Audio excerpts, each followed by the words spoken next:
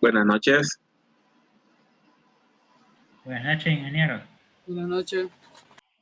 Buenas noches. Solo me confirma si me escucha. Bueno, yo lo escucho bien bajito. Si alguien me puede hablar, solo quiero, estoy comprobando mis audífonos. Sí, se lo escucha todo bien, Sí, todo claro. sí, ya lo escucho bien yo también. Tenía problemas con los audífonos. Bien, vamos a continuar ya con termodinámica, segundo parcial que empezamos ayer realmente. Y hablando un poco de lo que hablamos ayer, pues este parcial va a tener que ver con lo que es el capítulo 5 de análisis de sistemas de flujo estacionario.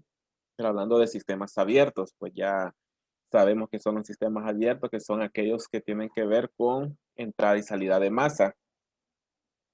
Y si es flujo estacionario, es decir, que todas sus propiedades solo cambian de posición, pero con respecto al tiempo no cambian, entonces va a ser flujo másico constante.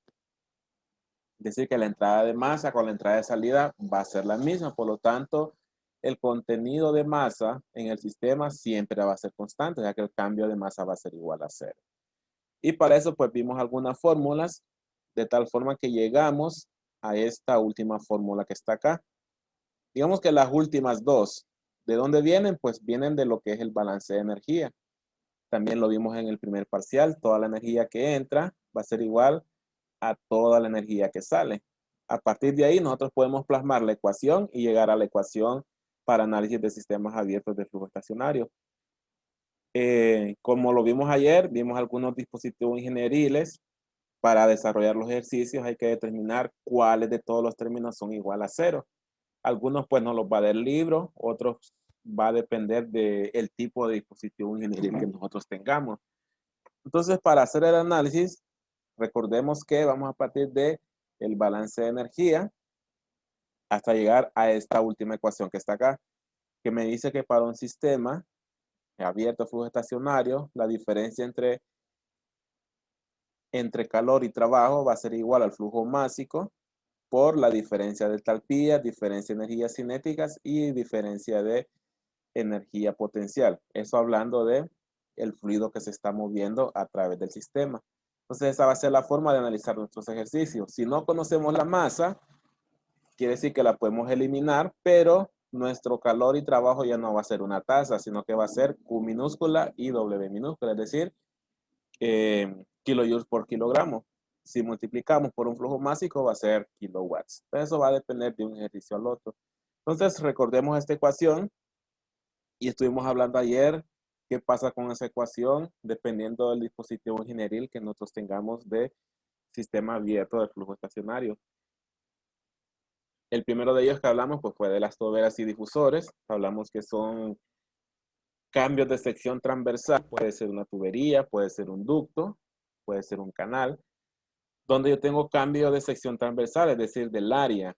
En el caso de la tobera, va de un área mayor a un área menor, por lo tanto la velocidad aumenta.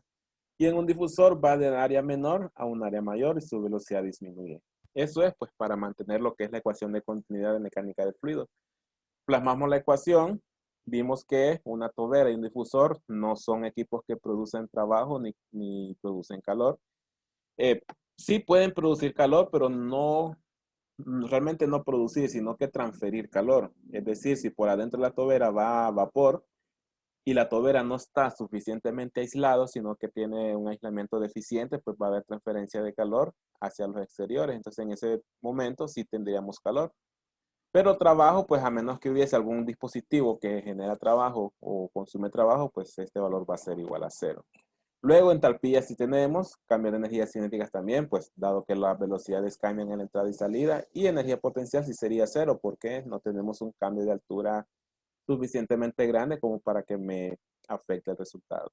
Eso era toberas y difusores. Turbinas y compresores.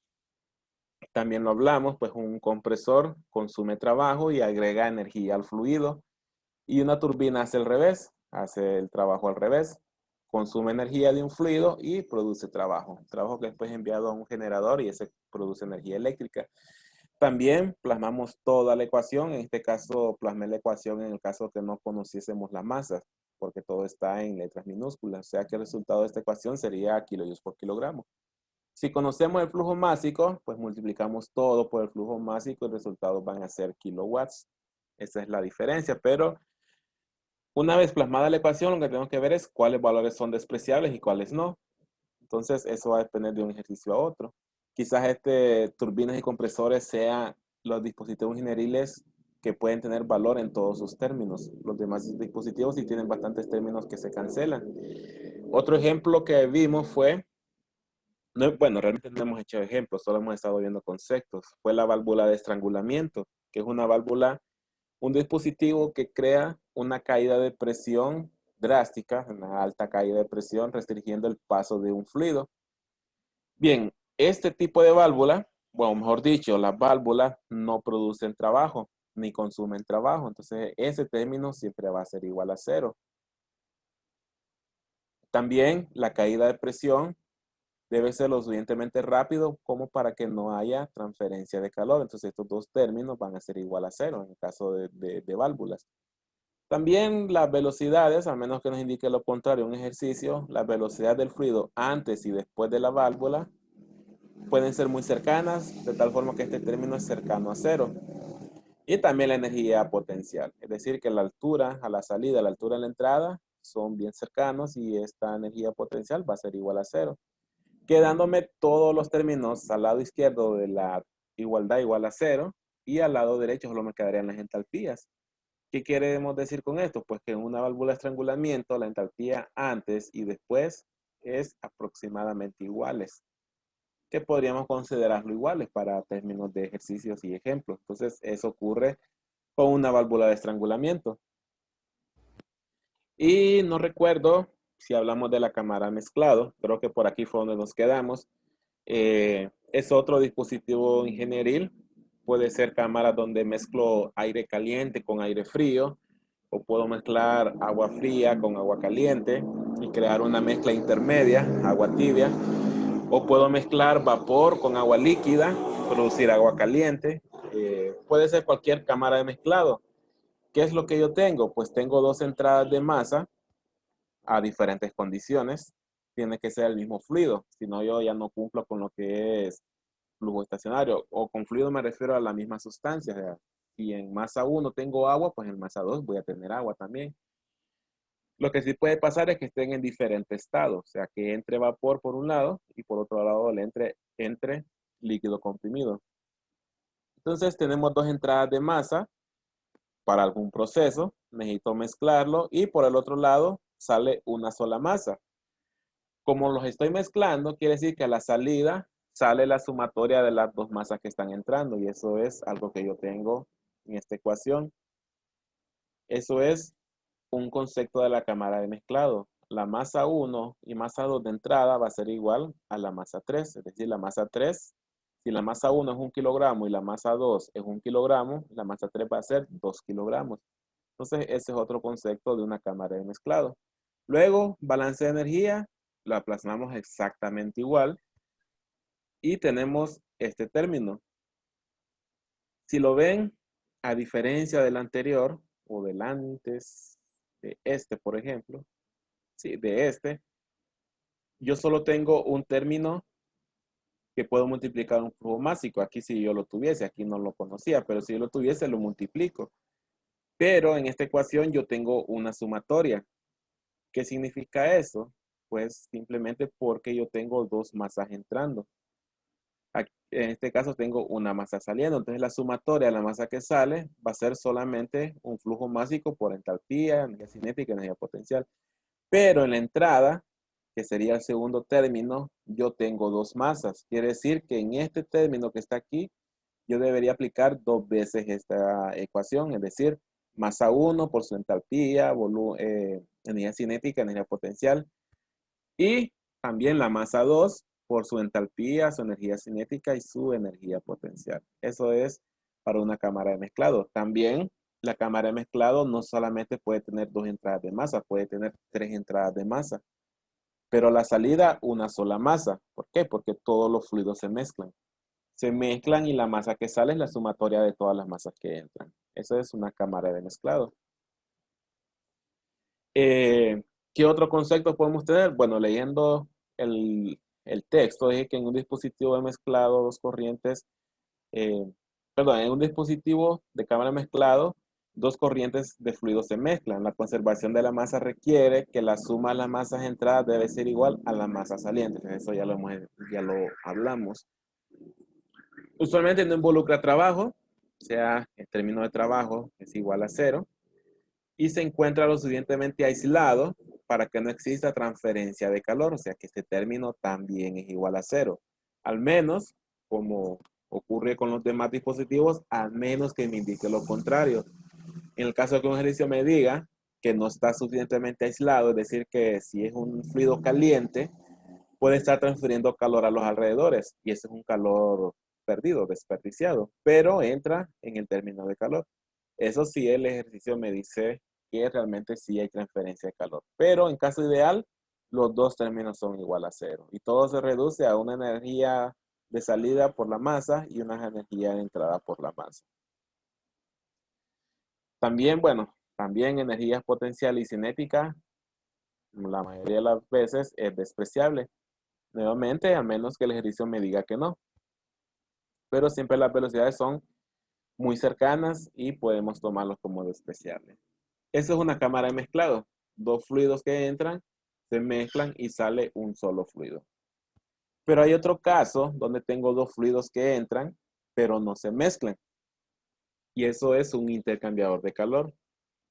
En el anterior es una cámara de mezclado, que también es un intercambiador de calor. La única diferencia es que las dos masas que entran se mezclan y sale una sola masa. En un intercambiador de calor no. Entran dos masas y también salen dos masas. Entonces, ¿cómo podemos ver eso? Imaginemos que este es el intercambiador de calor. Por un lado tengo un fluido a 20 grados centígrados según la imagen.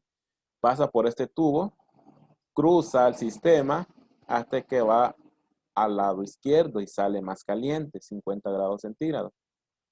Tenemos otro fluido B entrando a 70 grados centígrados por la parte superior. Entra al sistema, choca con este tubo y sale por la parte inferior a 35 grados centígrados. Si lo vemos, el fluido A con el fluido B no se mezclan, siempre se mantienen separados e intercambian calor entre ellos. Pero este intercambio de calor no se da mezclándose, sino que siempre hay una pared que divide el fluido A con el fluido B. En este caso, pues es un tubo, podría ser una tubería. Entonces, este es un intercambiador de calor. Las masas que entran no se mezclan, por lo tanto yo voy a tener una masa de salida B y una masa de entrada B, una masa de entrada A y una masa de salida A. Entonces, para el balance de masa, yo lo aplico por separado. Digamos que yo tengo que la masa 1 va a ser igual a la masa 2. En este caso, ¿a qué llamaron masa 1? Creo que lo llamaron al fluido caliente. El fluido caliente podría ser este fluido que entra a 70 grados centígrados. ¿Qué quiere decir? Que la masa que sale por la parte inferior va a ser igual a la masa que entró por la parte superior. Y la masa que entró por el lado derecho va a ser igual a la masa que sale por el lado izquierdo. Eso es lo que me dicen estas ecuaciones de acá. Por lo tanto, no puedo sumar las masas de un fluido y otro porque no se mezclan. Y como no se mezclan, en este caso sí pueden ser fluidos diferentes. Uno puede ser aire y el otro puede ser agua. Uno puede ser un fluido alimenticio, el otro puede ser agua fría o puede ser agua caliente. Entonces, en este caso sí pueden ser sustancias de diferente composición. Bien, ¿qué dice el texto? Un dispositivo que intercambia calor entre dos fluidos sin que estos se mezclen. Pueden ser de varios tipos de construcción. El más común es el de coraza y tubo, carcasa y tubo. Según el principio de conservación de la masa, cada corriente se mantiene constante, no se involucra trabajo y los cambios de energía potencial y cinética normalmente son despreciables. La transferencia de calor se da entre los fluidos y el intercambiador está suficientemente aislado de tal forma que no hay transferencia de calor hacia los alrededores. Es decir, aquel término de calor y trabajo que teníamos en la ecuación nuevamente son igual a cero. Nuevamente, a menos que el ejercicio me diga lo contrario y me diga que el intercambiador no tiene aislamiento y por lo tanto hay calor hacia los alrededores. Esto es un intercambiador de calor. Bien, aquí está el balance de energía solamente que ya está eliminados todos los términos que habíamos visto en la ecuación anterior. Por ejemplo, solo voy a regresar a la diapositiva solo para que veamos la ecuación. El intercambio de calor, si está bien aislado, la transferencia de calor es igual a cero. No produce ni genera trabajo, todo este término es igual a cero. Y solo me queda, bueno, aparte de eso, las energías cinéticas se pueden cancelar. Las energías potenciales se pueden cancelar. Y solo me va a quedar masa por entalpía de salida menos masa por entalpía de entrada. Pero recordemos que tenemos dos masas entrando y tenemos dos masas saliendo. Entonces, por eso yo tengo esta ecuación.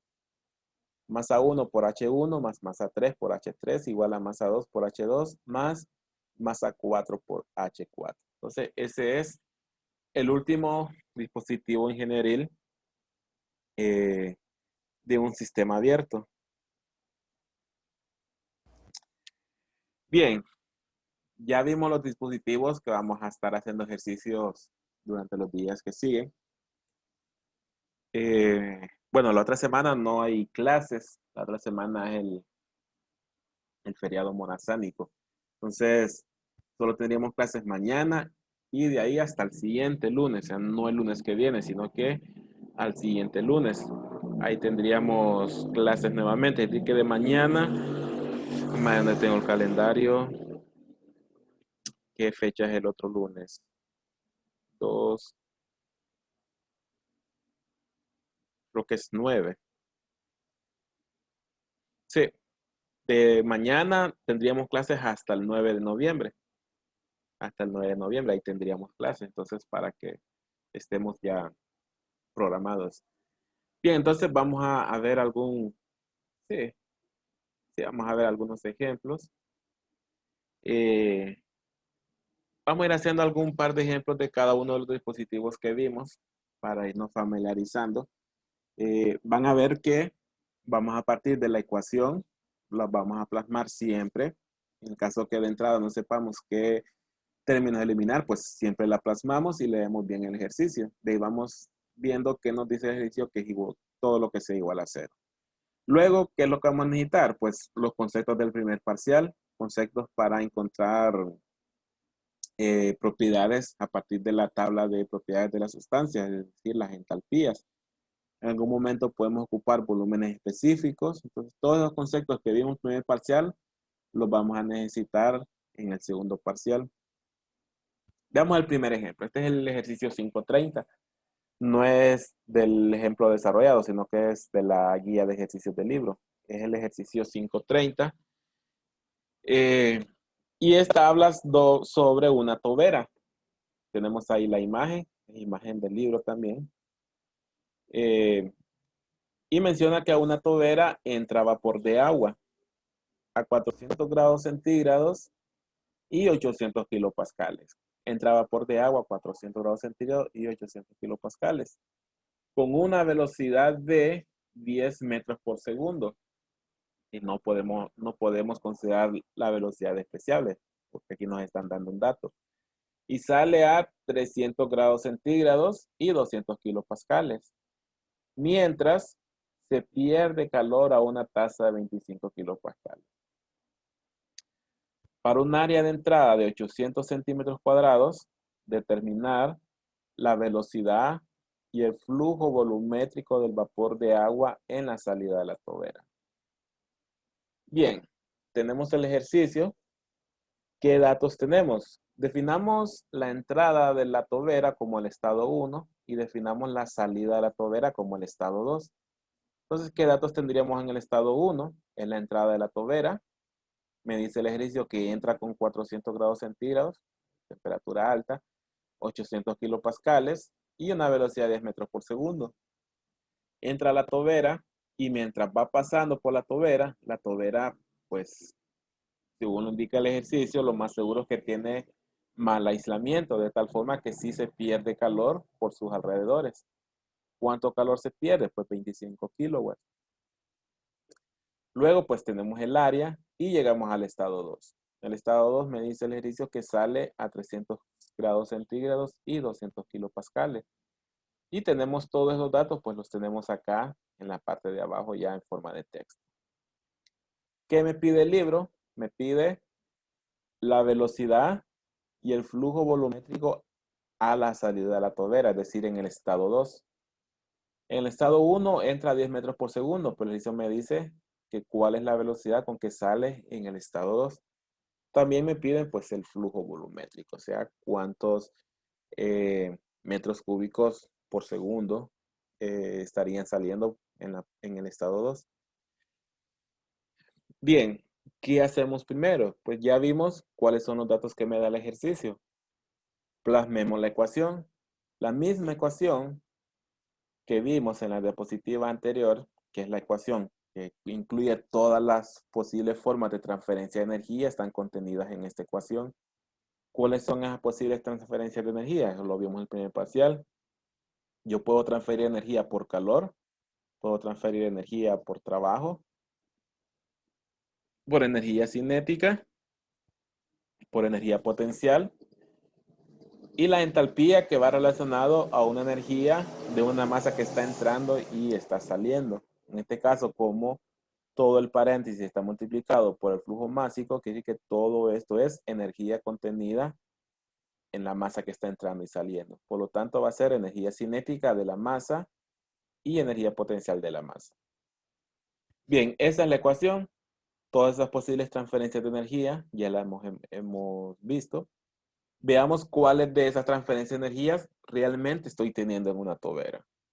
Entonces, primero, ¿hay transferencia de energía por calor? Sí hay transferencia de energía hacia los alrededores, o sea que es una energía que está saliendo. ¿A qué ritmo está saliendo? Pues a 25 kilowatts. Está saliendo a un ritmo de 25 kilowatts. Entonces, este calor sí lo voy a tener. Vamos al otro lado de la igualdad. Flujo másico, pues lo tengo. Desde el momento que está entrando vapor y saliendo vapor, pues yo tengo un flujo másico. Las entalpías dependen de las condiciones de entrada y salida. Tenemos energía cinética de la masa. Nosotros tenemos una velocidad que es la velocidad de entrada. O sea, que yo conozco esta velocidad. Velocidad de salida, no la conozco. Incluso eso es lo que el ejercicio quiere que yo determine. Y energía potencial, pues no nos dicen lo contrario. La energía potencial, voy a considerar que la altura, la salida del vapor y la altura de la entrada son iguales. Y el cambio de energía potencial, pues sería igual a 0. Y solo me queda este término. En este término tengo los valores que yo sé, o los términos que yo sé que sí tienen valores. Conocemos calor, conocemos entalpías, no las conocemos, pero las podemos calcular. Conocemos la velocidad de entrada, no conocemos la velocidad de salida. Tampoco el flujo másico, pero sí lo podemos calcular. Entonces nosotros podríamos tener solo una incógnita y una ecuación, y de ahí nosotros podemos despejar para la velocidad. Pero antes de eso necesitamos conocer entalpías y necesitamos conocer flujo másico. Entonces, primero encontremos esos valores. Bien, primero, ¿qué podríamos hacer? Podríamos encontrar el flujo másico. Ya hemos usado una ecuación para encontrar flujo másico. Y esta la tenemos acá abajo. Flujo másico lo puede encontrar como el flujo volumétrico entre un volumen específico. ¿Dónde lo puedo encontrar? Todavía no sé. Aquí yo ya tengo los subíndices 1. Eso hace indicar que lo voy a encontrar en la entrada de la tobera. Pero ¿por qué yo decidí que lo voy a encontrar en la entrada de la tobera? Bien, flujo volumétrico es lo mismo que caudal que nosotros vimos en mecánica de fluidos. Y ese flujo volumétrico, o sea, caudal, yo lo puedo encontrar como una velocidad y un área, donde el área tiene que ser transversal o perpendicular al sentido de dirección del fluido. Entonces, si yo desgloso esta ecuación, llego a este término. ¿Qué pasa si yo decido usarlo a la salida? Recordando que el flujo másico va a ser el mismo, al menos que esté perdiendo masa o le esté inyectando masa. La masa en estado 2 con la masa en estado 1 va a ser la misma. Entonces yo puedo aplicar esta fórmula en cualquiera de los dos puntos. Pero, ¿cómo decido dónde aplicarlo? Pues donde yo tengo la mayor cantidad de datos conocidos. Por ejemplo, si yo decido irme al estado 2, ¿qué va a pasar? Yo debo conocer la velocidad del estado 2. Y más bien esa velocidad es lo que yo necesito encontrar. Entonces no tengo este valor. También necesito conocer el área 2. El ejercicio me da un área, pero me dice que es el área de entrada. Por lo tanto, tampoco conozco el área 2. Y volumen específico 2, pues yo sí lo puedo encontrar, pero aún así me quedo con una ecuación y tres incógnitas: velocidad, área y el flujo másico. Entonces, no puedo utilizar esta ecuación en el estado 2, por lo tanto, lo plasmo tal cual está en la diapositiva, en el estado 1. ¿Por qué? Velocidad 1, si lo conozco, me lo da el ejercicio como 10 metros por segundo. Área 1, también lo conozco, el ejercicio me lo da como 800 centímetros cuadrados. Y volumen específico 1, que no lo tengo, pero lo puedo encontrar, sí lo puedo encontrar. ¿Cómo lo voy a encontrar? Mediante las tablas de propiedades. Y aquí vamos a retornar un poco al último tema del primer parcial, que es propiedades de las sustancias. Y vamos a ver, para repasar un poco, ¿qué conozco de la sustancia? Primero sé que es agua, que está entrando en estado de vapor. Eh, mm, Pareciera indicar los datos que está entrando como vapor sobrecalentado, pero vamos a comprobar si es vapor sobrecalentado. Entonces me voy a salir de la diapositiva. Solo recordemos que son 400 grados centígrados y 800 kilopascales. ¿Cómo hacíamos para determinar si era vapor saturado o vapor sobrecalentado? Vámonos a las tablas de agua saturada, y vámonos a la que tiene primero presión. La siguiente, aquí está. Tenemos la tabla de agua saturada, que es la A5, tabla de presiones, es decir, que la primera columna corresponde a presión. Y ubicamos que necesitamos o tenemos vapor entrando a 800 kilopascales. Esto que estamos haciendo solo es para comprobar que es vapor sobrecalentado y no es vapor saturado. A ver si me acuerdo cómo es que rotulamos. Aquí está. Voy a hacer un poquito más grande la diapositiva. Ahí si no se mira bien, solo me avisan para hacerlo más grande. Bien, ubicamos la presión, 800 kilopascales. ¿Y cuál debería ser la temperatura para que fuese vapor saturado? Debería de ser 170.41 grados centígrados. Pero ¿cuánto me dice el ejercicio? Me dice que está entrando a 400 grados centígrados, es decir, que es mayor a 170. Por lo tanto, no es vapor saturado. Entonces me voy a las tablas de sobrecalentado. Y aquí están las tablas de sobrecalentado. Aquí todavía están los cuadros de los ejemplos que hicimos en el primer parcial. Ahora los voy a borrar para que no nos confundan. Ya sabemos que es vapor sobrecalentado, entonces buscamos la tabla que corresponde a 800 kilopascales, lo que es igual a 0.8 megapascal. Tenemos aquí esta tabla. Verifiquemos que son 800 kilopascales. Sí, ahí está, 800 kilopascales. Ya tenemos ubicado 800 kilopascales. ¿A qué temperatura? El ejercicio me dice que estamos a 400 grados centígrados. Estamos en este punto.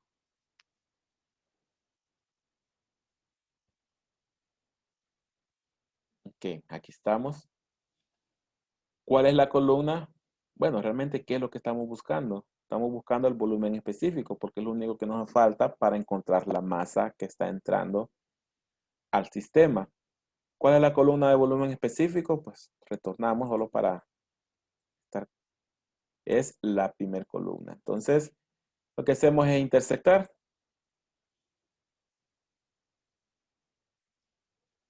este de aquí con la columna de presiones. ¿Qué volumen específico le corresponde a estas condiciones? Pues 0.38429. y este valor que tenemos acá, 0.38429. En algún momento vamos a necesitar también la entalpía. Entonces, aprovechando que estamos en las tablas, busquemos también la entalpía. ¿Cuál es la columna que corresponde a la entalpía? Es la tercera columna. Entonces, en ese caso, mi entalpía sería 3267.7 kilojoules por kilogramo. Y aquí está. Ahí lo tenemos de datos. Entonces, ahí ya tuvimos los datos desde las tablas de propiedades. Ya sabemos que es sobrecalentado, presión de 0.8 megapascales a 400 grados centígrados. A esas condiciones le corresponde un volumen específico de 0.38429 y una entalpía de 3267.7 kilos por kilogramo. Entonces regresemos a la presentación. Ya tenemos esos datos. Podemos reemplazar el volumen específico en la ecuación de masa, de flujo másico. Podemos reemplazar este volumen en la ecuación de flujo másico.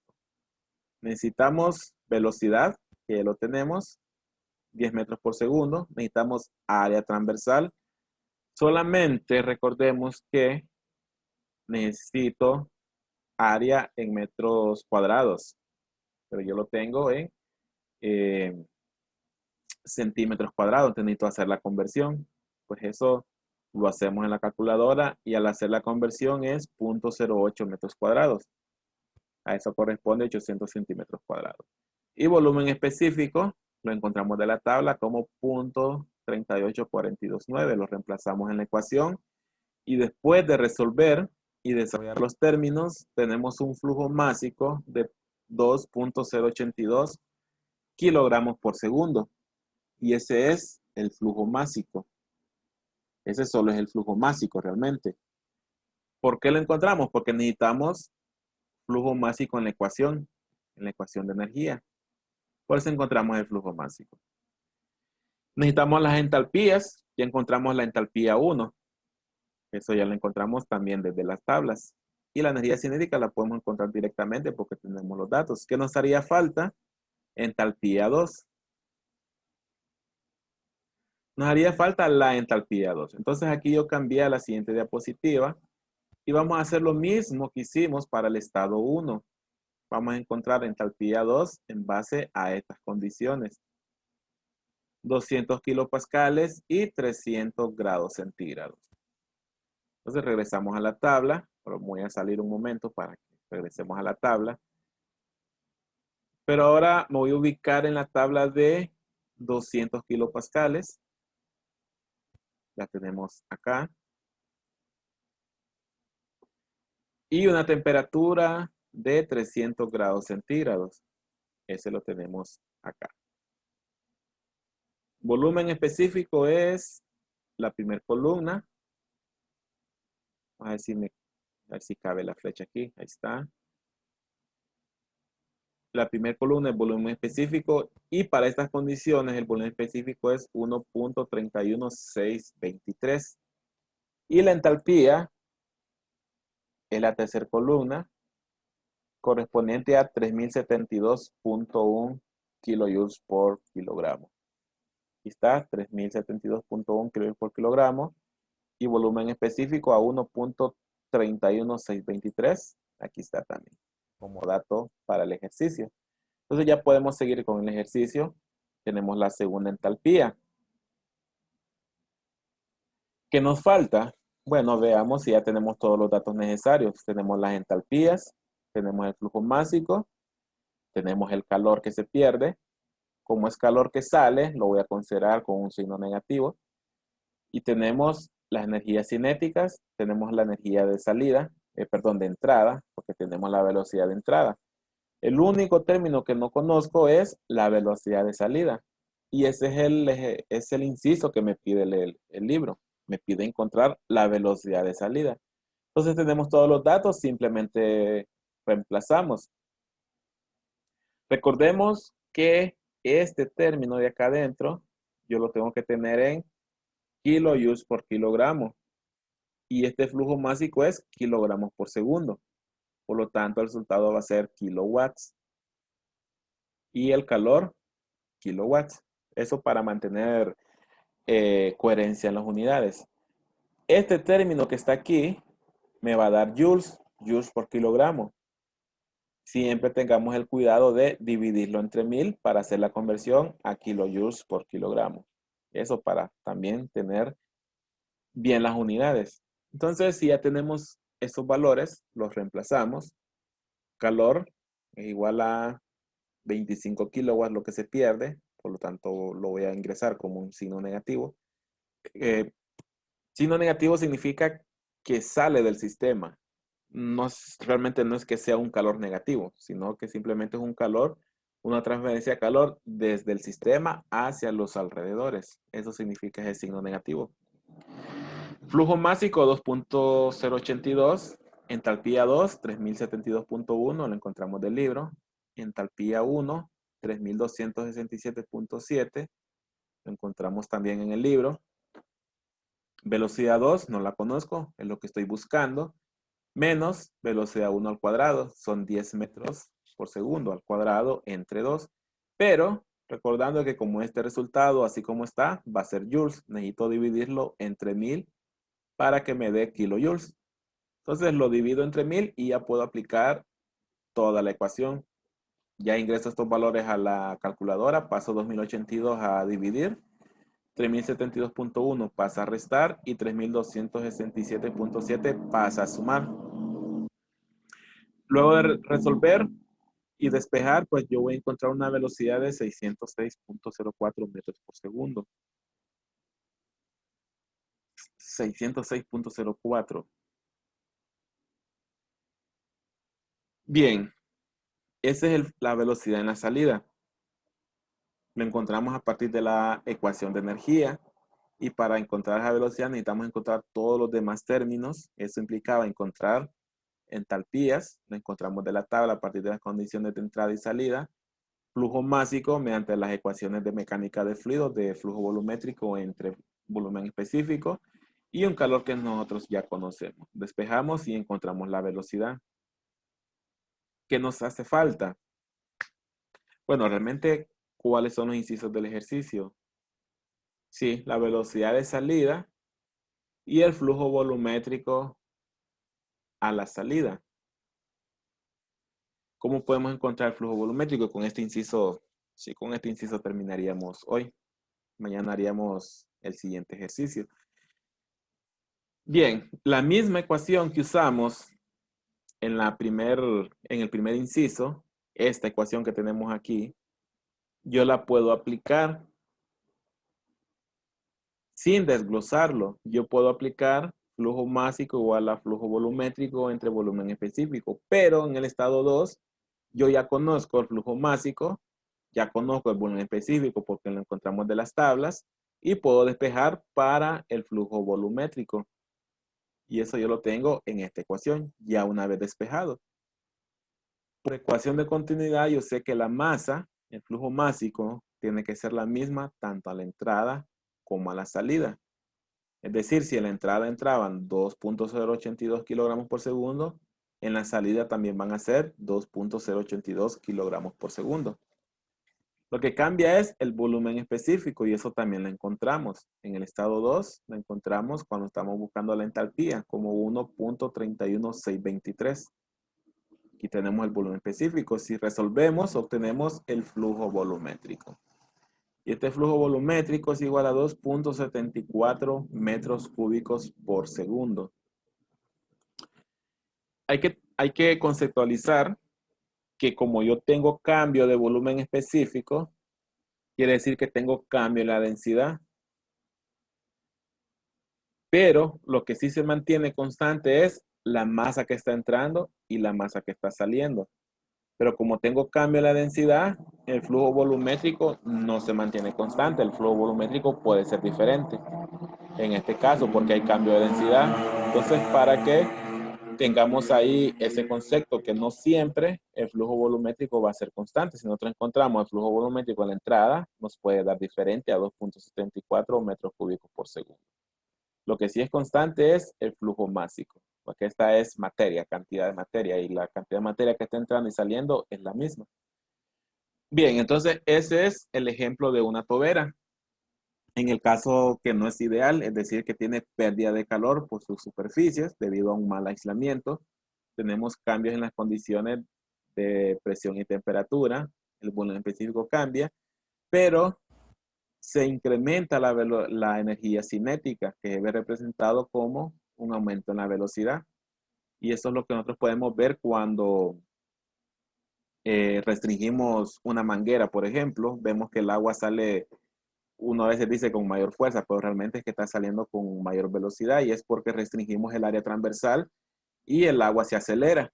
Entonces ese es el resultado. Incluso ahí cuando nosotros estrangulamos la manguera, estamos indirectamente aplicando una tobera, aunque indirectamente lo estamos aplicando y ese es el resultado. Por un lado entra agua a menor velocidad y por el otro lado sale a mayor velocidad y ese es uno de los efectos de la tobera. Entonces, bien, nos quedamos aquí, ya son las 6:50. Quedamos aquí. Si hay consultas, si no, pues conceptualizamos lo que vimos. Como ya vimos toda la teoría, ya les puedo mandar la presentación, ya les voy a mandar la parte de teoría y, y continuamos mañana. Si no hay consultas, si no, pues nos vemos mañana.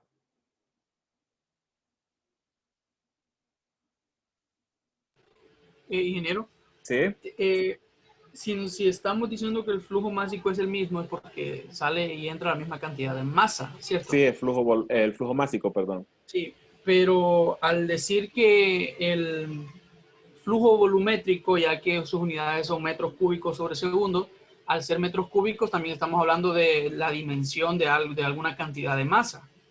Del espacio que ocupa la masa. Esa sería, digamos, el espacio que ocupa la masa. Si el espacio que ocupa la masa es la misma, ahí sí se mantendría constante el flujo volumétrico. Pero el espacio que ocupa la masa cambia y lo vemos representado por un cambio de volumen específico, que es el inverso de la densidad. Sí. Entonces, como el espacio, digamos, en la entrada, eh, bueno, tendríamos que ver el flujo volumétrico en la entrada, pero como cambia el el volumen específico, el volumen específico 2 es 1,31 y el volumen específico 1 era 0,38. Como es el inverso de la densidad, en la entrada esa misma cantidad de masa ocupaba más espacio y en la salida ocupa menos espacio, que el área se restringe. Entonces el flujo volumétrico no necesariamente va a ser constante cuando hay cambio de volumen específico, que al final es cambio en la densidad.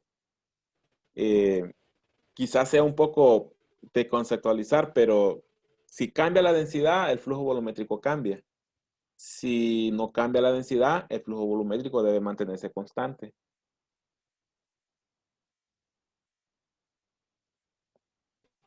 Pero esto, ¿a qué se debe? O sea, ¿se debe al cambio de temperatura o a la presión? Ya que en mecánica de Eh, fluidos, pues podíamos analizar lo mismo, tal vez sin temperatura, y decíamos que el caudal era el mismo. sí, pero porque Entonces, trabajamos con ¿a qué se líquido. debe de que... En ese caso trabajamos con líquido y un líquido Sí, lo consideramos incompresible. Entonces no hay un cambio de densidad perceptible. Entonces ahí sí, cancelamos, eh, cancelábamos términos, la masa se mantenía constante y el flujo volumétrico se mantenía constante, pero era porque el líquido es incompresible. Como es incompresible, podríamos considerar que la densidad no cambiaba antes y después. Entonces el flujo volumétrico era igual. Velocidad por área en la entrada igual a velocidad por área en la salida. Pero aquí no, porque la densidad sí cambia, porque es un gas o, bueno, vapor. Entonces, esta combinación de presión y temperatura puede hacer que cambie mi densidad. En un líquido no, porque un líquido lo consideramos incompresible, no se puede comprimir y no me produce un cambio de densidad tan perceptible como para decirte que no se mantiene constante el flujo volumétrico. Entonces, ese es el cambio. En este caso, porque es un gas y un gas sí es fácil de comprimir o es fácil de cambiar su densidad. Entonces, es más que todo por eso. Digamos que mecánica de fluidos no lo consideramos porque trabajamos con un fluido líquido.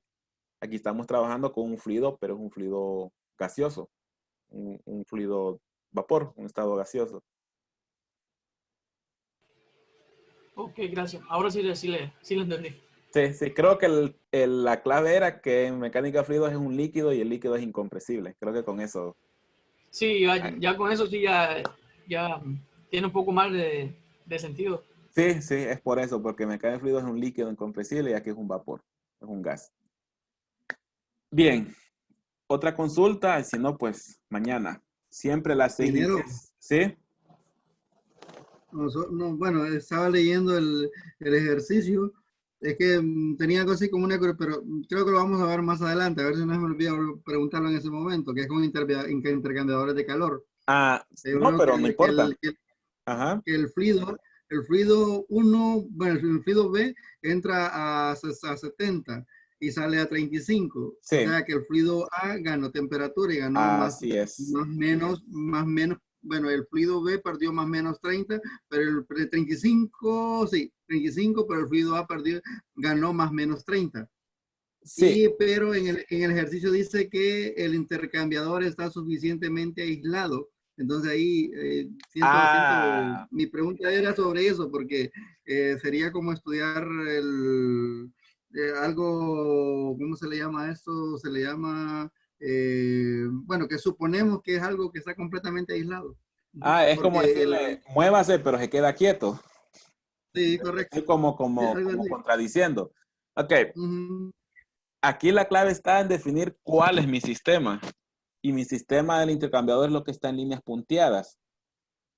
ujú, Imaginemos que es qué sé yo, el calentador de agua de la casa. ujú. Cuando dice que está suficientemente aislado, se refiere que a estas líneas punteadas hacia afuera no hay salida de calor. Es decir, que yo podría tocar la superficie de este intercambiador y yo no sentiría una transferencia de calor. Pero Sería como idealizarlo entonces, hacerlo ideal, idealizarlo. que Pero no hay nada de pérdida. Ujú, sí, eso cuando dice que está suficientemente aislado y no hay transferencia de calor hacia los alrededores es que a través de esta línea punteada no hay transferencia de calor. Pero internamente sí hay transferencia de calor.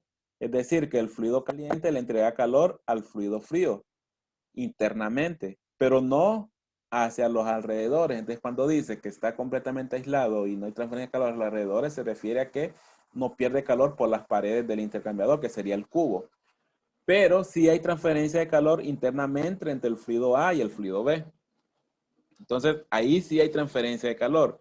Pero, ¿qué es lo que pasa? El calor que pierde el fluido B tiene que ser exactamente el calor que gana el fluido A para que el intercambio de calor sea interno. Y no hay ningún calor saliendo por las paredes del intercambiador.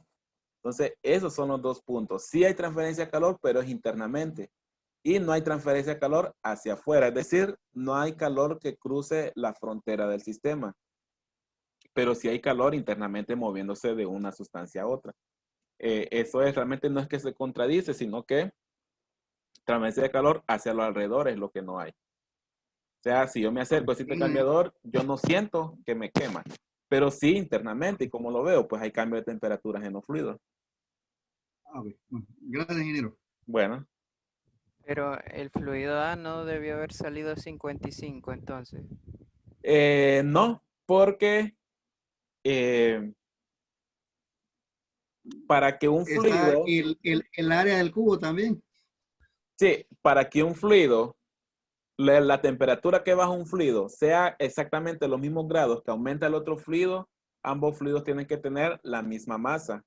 Pero si un fluido tiene menos masa que el otro, Tendría que ser el mismo el que fluido. tiene menos masa va a tener más cambio de temperatura, pero el que tiene más masa va a tener poco cambio de temperatura, pero la Ah, transferencia de calor es el mismo. por el tamaño de los tubos entonces. También, digamos que el tamaño de los tubos me determina la cantidad de masa del fluido A. Eh, ese es un efecto, digamos, es como, ¿qué podríamos decir? Imaginémonos cuando tenemos una olla de agua y le echamos un cubo de hielo. El cubo de hielo tiene menos masa, pero si yo tiro el cubo de hielo, va a pasar de 0 grados a la temperatura que tiene la olla, pero la olla ni se va a enfriar ni nada, pero el intercambio de calor es el mismo. El calor que perdió el cubo de hielo es el calor que ganó el agua que estaba en la olla. Pero ¿quién tuvo mayor cambio de temperatura? Pues el cubo de hielo. ¿Pero por qué? Porque el cubo de hielo, su masa es mucho menor a la masa de agua que hay en la olla. Entonces es inversamente proporcional, digamos. Eh, eh, Va relacionado a cuando miramos que ganancia de calor de un calor específico por masa.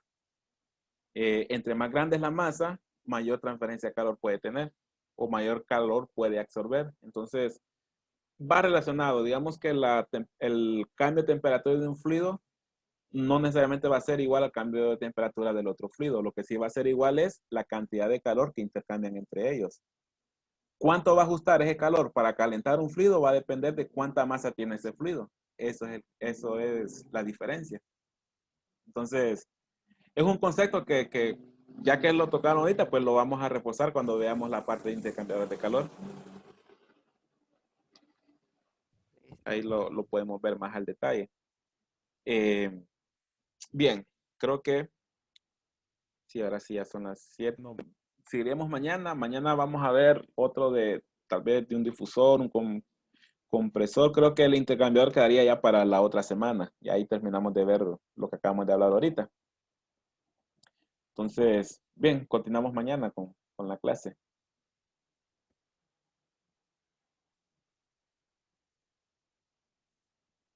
Buenas noches, ingeniero. Buenas noches.